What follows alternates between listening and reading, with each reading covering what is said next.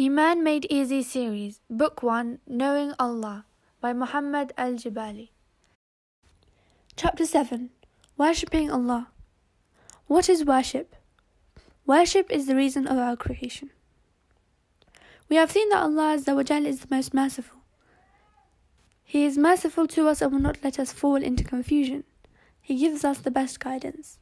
He tells us all we need to know in order to live a happy life. Most importantly, He tells us what is our true goal in life and the reason that this world was created.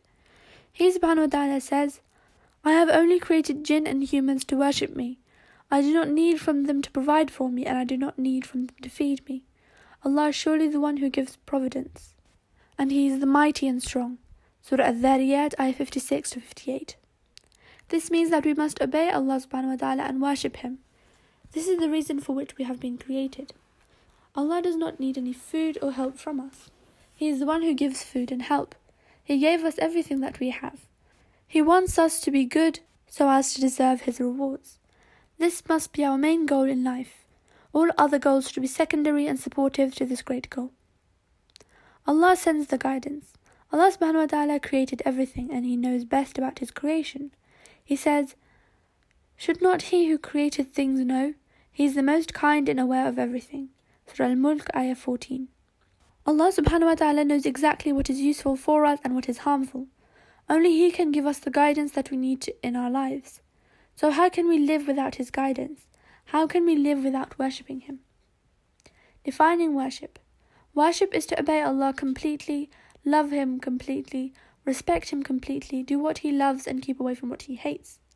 Prayer and His acts of worship, fasting, zakah, hajj, fighting evil, learning Islam, saying good words, avoiding bad words, and dua or supplication are all acts of worship. Doing any good deed in order to please Allah is an act of worship. Also, avoiding a bad deed in order to please Allah is an act of worship. Why should we worship Allah? We must worship Allah for many reasons. In this section, we mention the most important of these reasons. Number 1, Allah is our true benefactor. Allah subhanahu wa ta'ala gave us all that we have. So He is our only true benefactor. We cannot list all of His favours on us. Allah subhanahu wa ta'ala says, and if you try to list Allah's favours, you will never be able to count them all. Surah Ibrahim, ayah 34.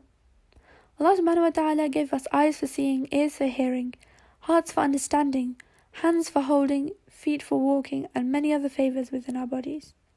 He gave us parents, brothers, relatives, and friends to love. He gave us good food and drink, air to breathe, water to cool and clean us, animals and cars to ride, and many, many other things. All of these favours are things that we enjoy and like, are created by Allah subhanahu wa ta'ala. As He says, any favour that you have is from Allah. And if you get into a hardship, you turn to Him crying for help. Surah Nahl, ayah 53. We should be most thankful and grateful to Allah subhanahu wa ta'ala. We should express our gratitude to Him by words and actions. We should worship Him with complete love and obedience. Allah has the supreme qualities. We have seen in the previous chapters that Allah subhanahu wa ta'ala has the greatest and most supreme qualities. He is generous beyond limits. He gives without being afraid of losing what He has. Similarly, He is mighty beyond limits, wise beyond limits, merciful beyond limits, and so on. No one else has any of Allah's great qualities. When we understand that Allah has the greatest qualities, we find ourselves forced to admire Him with the greatest admiration, respect Him with the greatest respect, obey Him with the fullest obedience, and worship Him with the truest worship. Allah Jalla Jalaluhu alone deserves to be our God. Number 3. True worship pronounces taqwa. Worshipping Allah brings taqwa into our hearts. Allah subhanahu wa ta'ala says, O people, worship your Lord who created you and those before you. With this you may have taqwa. Surah Baqarah, ayah 21. Taqwa is the most important treasure. It makes us always remember that Allah is watching us. It softens our hearts and souls. It makes us love doing good and hating sinning. So we need to worship Allah in order to have this very great treasure. 4. Every messenger called to worshipping Allah. Allah subhanahu wa ta'ala sent many messengers through the time to guide the people. All of these messengers called to the same thing, worshipping Allah alone.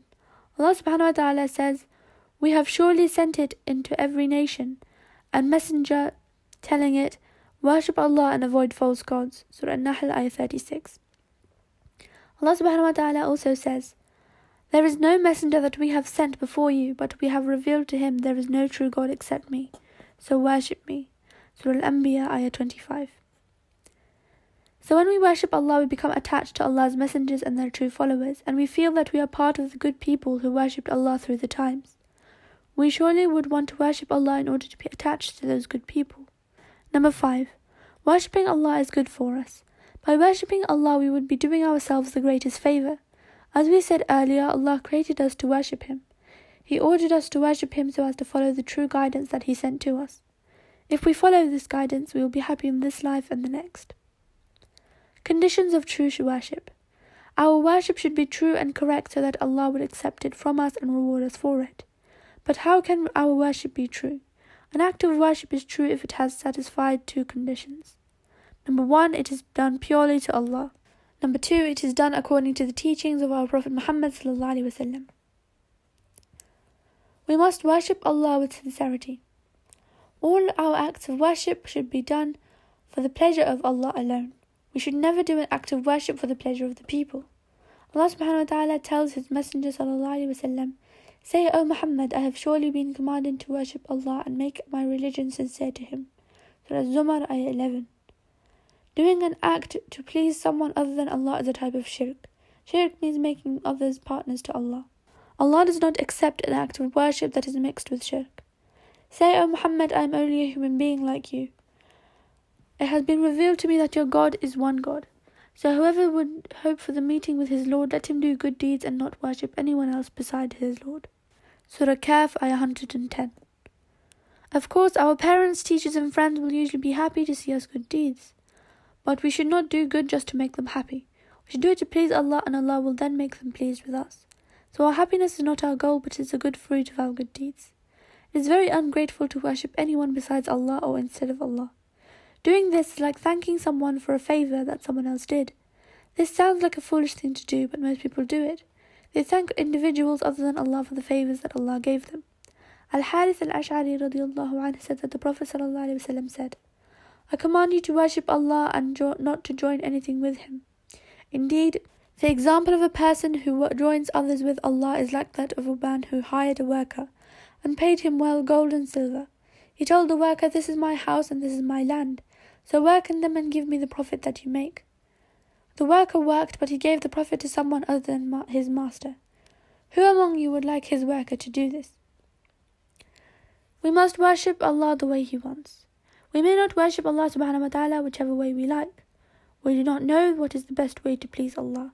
We do not know what things are good to do and what things are not. Only Allah knows this, so we need His guidance to do exactly what to do. Allah subhanahu wa ta'ala sent His guidance with the Messenger Muhammad sallallahu alayhi wasallam. We must worship Allah by following the way or sunnah of His Messenger Muhammad sallallahu alayhi wasallam. This is the meaning of the Shahada that every Muslim says. I am a witness that there is no true God except Allah, and I am a witness that Muhammad is the Messenger of Allah.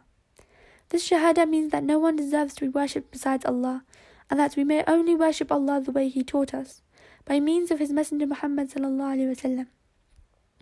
When we follow and obey the Prophet Muhammad sallallahu alaihi wasallam, we would be truly obeying Allah. Allah subhanahu wa ta'ala says, "He who obeys the Messenger has surely obeyed Allah."